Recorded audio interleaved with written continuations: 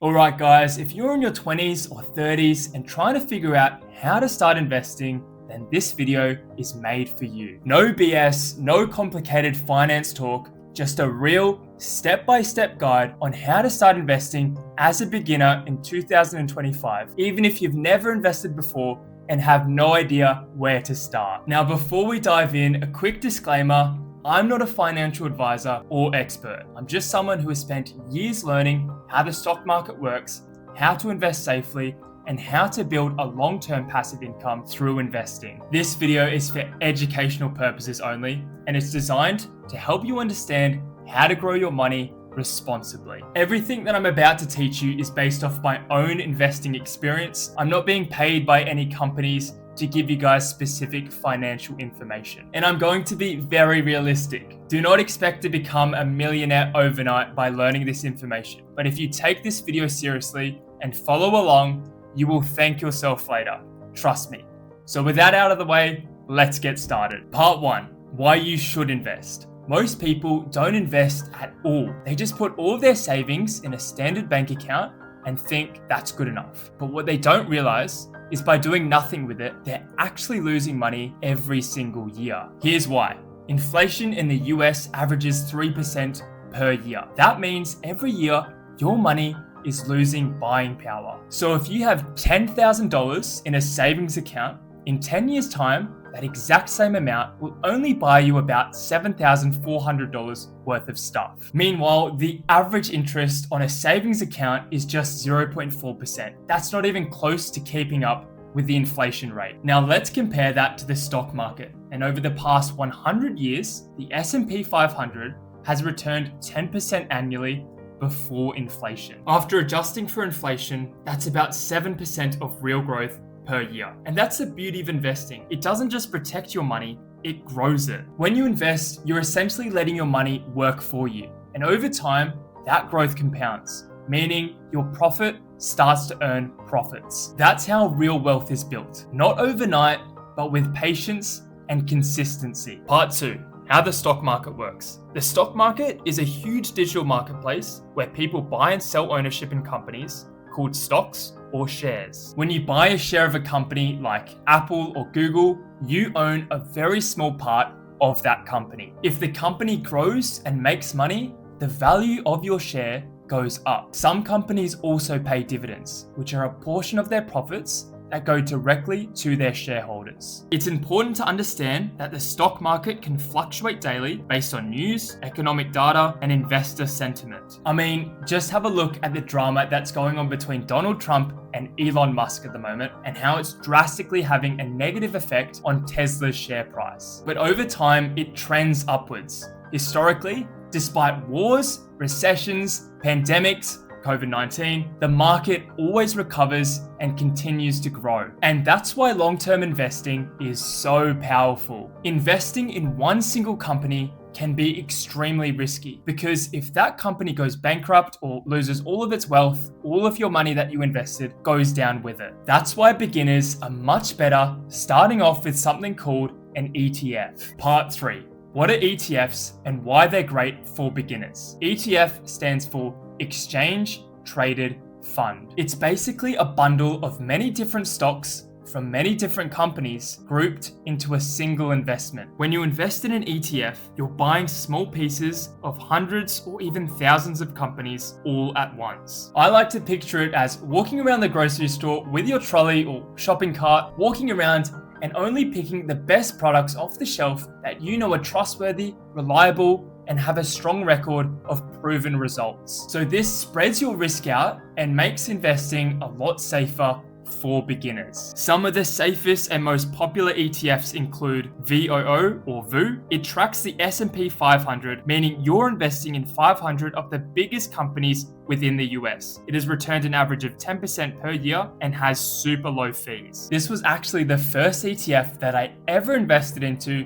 6 years ago when I started my own investing journey. It's made me thousands of dollars, and the best part is I haven't had to do anything with it. It's all just been compounding passively. Another great ETF is VTI. This ETF tracks the total US stock market, so this includes over 4,000 companies of all different sizes it's another great low-cost option. SPY or SPY, another S&P 500 ETF, similar to VOO with a long track record of solid performance. SCHD focuses on high-quality, dividend-paying companies. It's a solid option if you want growth and income combined. And another great ETF to consider is IVV, which also tracks the S&P 500. It's managed by iShares and has a very similar performance to VOO and SPY, but might be offered through different platforms. Diversity of a choice is a good thing. Just make sure that the ETF you choose to invest in is low cost and highly liquid. I've just listed some of the best performing ETFs that are currently on the market. Keep in mind, there are so many ETFs out there with strong, proven results. Now, I always make sure to do my own due diligent research on these ETFs and the companies that are within it before I go forward and invest in any. So make sure to look at historical data like graphs and trends to ensure that these ETFs and companies that you're investing into will maintain consistent growth and make you much more money. Part 4. Let me make this real with a quick story about two people, Homer and Jerry. Homer is 25 years old. He makes a decent annual income, but keeps his money in a savings account, earning 1% interest. He thinks investing is risky and plans to do it someday. Jerry is also 25, but Jerry starts investing $300 every month into a safe ETF. He doesn't try to time the market, he just automates his investments and sticks with it. 30 years later, Homer has saved about $108,000. With 1% interest, that grows to about $125,000. But Jerry, with consistent investing and an average 8% return, Jerry now has over $408,000. That's more than 3 times as much wealth just by starting early and being consistent. Even more impressive, if Jerry increased his investments by just 3% each year to keep up with the inflation and reinvested his dividends, he could end up with close to $550,000 or more. And this is the power of compound growth. Time and consistency can turn small investments into massive wealth. Part 5. How to start investing step by step. Okay guys, so now that you know how the stock market works and what an ETF is, I'm now going to teach you how to open your own account and start making money online. Step 1. Open a brokerage account. Use a trusted platform like Vanguard, Fidelity, Charles Schwab, CMC Markets. There are so many out there, honestly. If you're outside the US, try Freetrade, eToro, or a similar platform in your own country. Make sure there are low fees and access to ETFs. Please do your own research before committing to a specific platform. Step 2.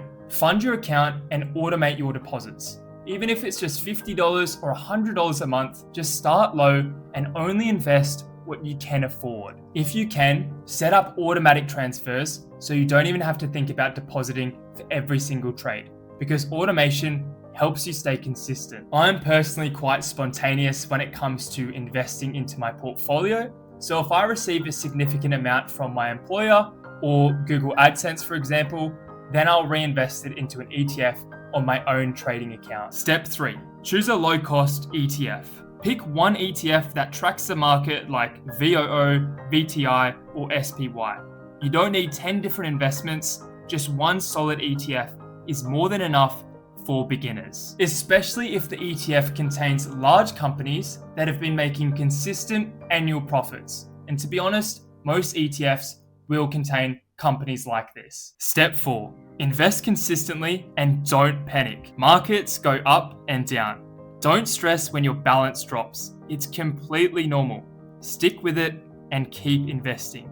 Over time, the dips will be outweighed by the growth. Step 5. Reinvest your dividends. Most platforms let you automatically reinvest dividends. Turn this on. It makes a huge difference over time. Reinvested dividends have accounted for about 40% of the total return of the S&P 500 over the last century. Step 6. Be patient and think long term. Wealth doesn't just happen overnight. It takes years of discipline and immense patience. But the earlier you start, the easier it will become. Time in the market beats timing the market every single time.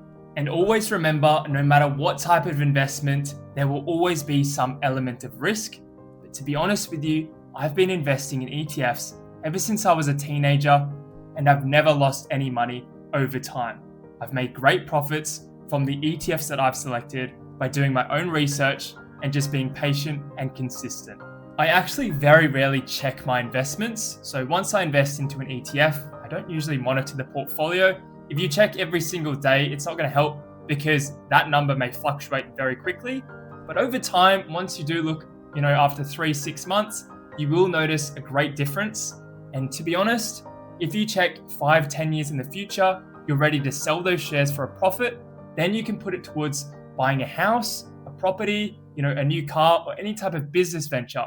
The best part is to start early, be patient, and reap the rewards when you're ready to spend the money. Part 6, final thoughts. The best time to start investing was yesterday. The second best time is today. Don't wait until you feel like you're ready. Just start small, be consistent, and let time do all of the heavy lifting. You don't have to be a stock market expert or some finance investment guru.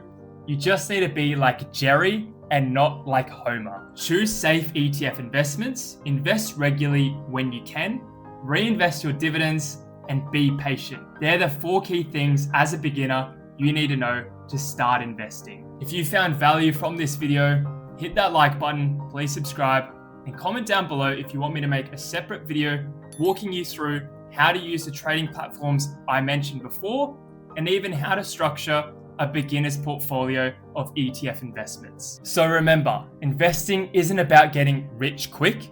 It's about getting rich slowly, but doing it the smart way. Thank you for watching, and I'll catch you all in the next one.